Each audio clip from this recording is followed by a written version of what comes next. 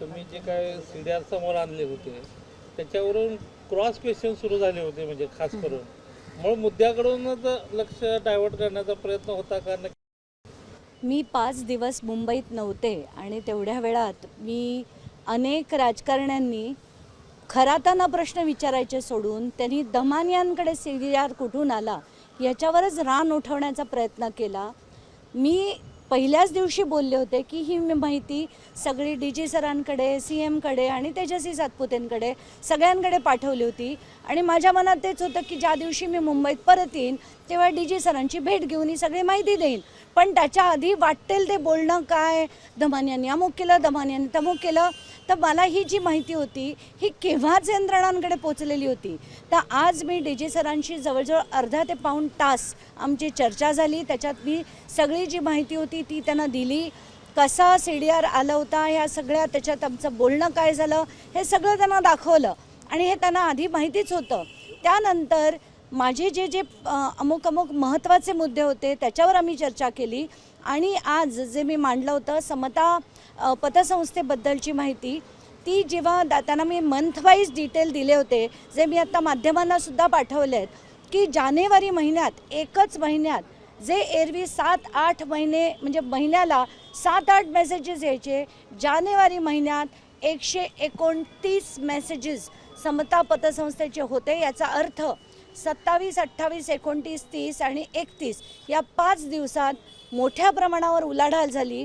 याचे सगळे डिटेल्स मी माध्यमांना देखील दिले, SP सरांना पण दिले आणि विनंती केली होती की जिथे जिथे, कारण मी अमुक AI टूल्स वापरते, अमुक जे अभ्यास करते, माझी कुठेही मदत लागली तर मी अगदी आनंदाने करेन.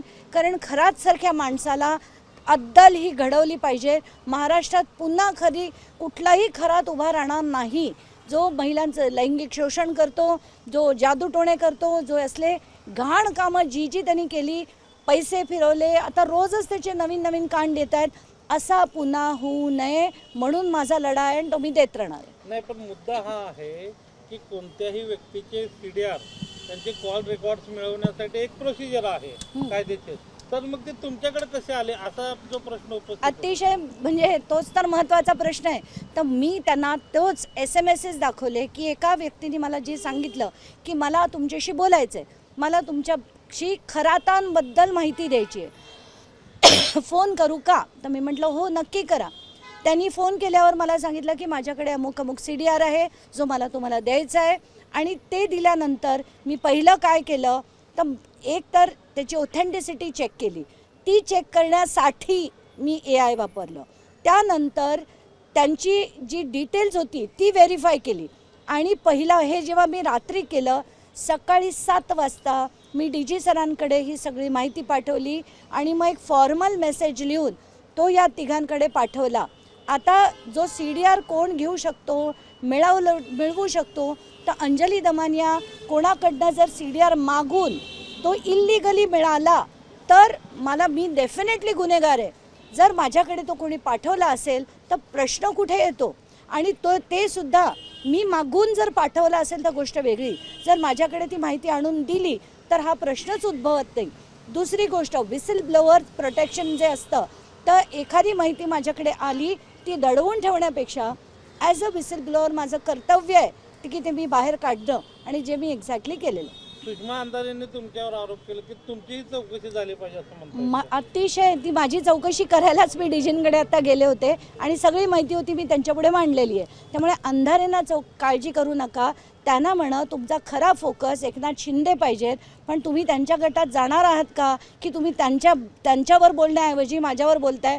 उठता बसता दमानिया करण्यापेक्षा तुम्ही शिंदे तिथे का गेले, 17 वेळा कॉल का केले, 21 मिनटं का बोलले, हे प्रश्न तुम्ही विचारायला पाहिजे. रुपाली चाकणकर आयोगाच्या अध्यक्ष होत्या, 177 कॉल का केले? सुनील तटकरे म्हणा, चंद्रकांत पाटील म्हणा, शेलार म्हणा, त्यांनी असेही आरोप केले होते की अंजली दमानियांनी फक्त अँटी CM लॉबीचेच काढले. तर म्हणून मी आज अख्खी यादी वाचून दाखवली. मी कोणाकोणाची नावं शोधली, देवेंद्र फडणवीसांचं शोधलं, गिरीश महाजन शोधलं, त्याच्यात राम कदम शोधलं, त्याच्यात जे प्रसाद लाड, जेवढे CMच्या जवळचे आहेत त्या सगळ्या लोकांची नावं शोधली. कुठेही कोणाचेही नंबर नव्हते. तर काय मी स्वतः उपटून त्याच्यात घालू का तो अंधारेबाईंना वाटायला नको की भाजपची नावं नाही आहेत म्हणून. काहीतरी बोलण्यापेक्षा विषयाकडे या. गंभीर विषय, रोज नवीन खुलासे होत आहेत. आजचा जो खुलासा होता की 27 ते 31 समता या पतसंस्थेसाठी जी त्या म्हणजे पतसंस्थेचे जे अमाप ट्रान्झॅक्शन झाले 73 ट्रान्झॅक्शन हे 3 दिवसात झाले आणि याची माहिती मी DG सरांकडे सुद्धा दिली आहे आणि याची पूर्ण आता डिटेल्स हळूहळू तुम्हाला मीडियाला लवकरच मिळतील. त्या म्हणतात की मला त्यांचे प्रश्न नकोत. त्या अंधारेबाई फार विद्वान आहेत, त्यांनी त्यांच्या खिशात ठेवा. तुम्हाला आज डीजींनी काय आश्वासन दिलं? सगळीच माहिती त्यांनी मला विचारलं की हे तुम्ही पेपर्स माझ्यासाठी आणलेत तर मी म्हटलं हो सर. आणि त्यांनी ते सगळे ठेवून घेतलेत. त्याच्यावर पूर्ण चौकशी होईल आता. म्हणजे SIT कडे ते पेपर हे करणार हो आहेत, हो सुपूर्द हो करणार आहेत? ते त्यांनी मला व्यवस्थित सांगितलं की हे सगळे पेपर्स आता SIT कडे पाठवले जाणार आहेत.